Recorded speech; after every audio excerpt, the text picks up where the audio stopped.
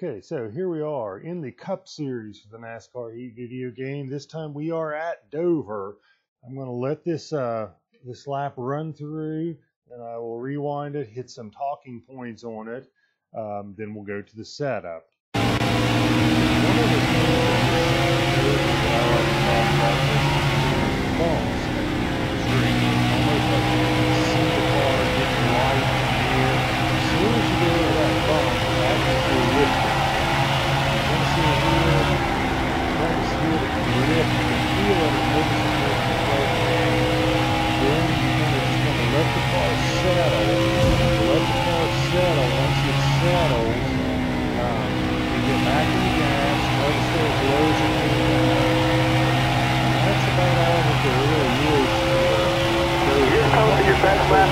That's awesome. To this setup that I want to talk about, and I'll rewind the lap here, is this setup when you first start the first couple of laps, you got to be a little easy getting back into the gas.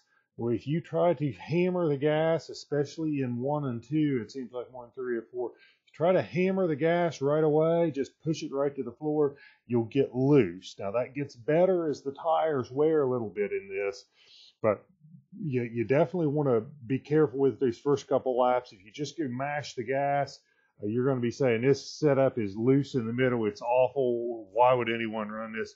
But it gets better, and you just got to be aware of that and just be a little bit easy getting into the throttle the first couple of laps. But the tires last pretty well on it. I think it's pretty easy to drive. Again, talking about the lap, you can feel or see the hump in the game. I think it's about right here where these orange cones are. I have tried driving it in deeper and driving it almost to the middle of the corner. You can do that, but it seems like whatever you gain on entry by driving it deeper, you lose more than that much on exit. That's why I like the early lift on entry, so that way you can get back into the throttle sooner and you have better speed on it. Yeah, about the middle of the corner. You don't have to be right here at the bottom. You can be half a groove up and still run a very fast lap time. So it's not a necessity to be there. I like the approach. It seems like it's easy to drift out into the wall when you drift on exits. So I like coming out low because it gives me more room. The bump is about the same spot here. You're seeing here's some of these cones. About the time you're feeling that bump or that hump in the road, that's when you want to lift. Also, being in the throttle over that hump can make it a little hard to steer going into the corners. That's another reason I like to lift.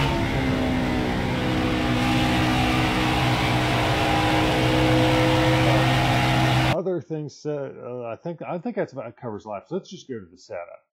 So looking at the setup, I am going extremely low in the wedge. It's rare that I go that low in the wedge, but I'm kind of trouble with the right front tire burning off, so I went low on wedge to try to keep the right front tire on it and make it last a little bit longer. What else to talk about here?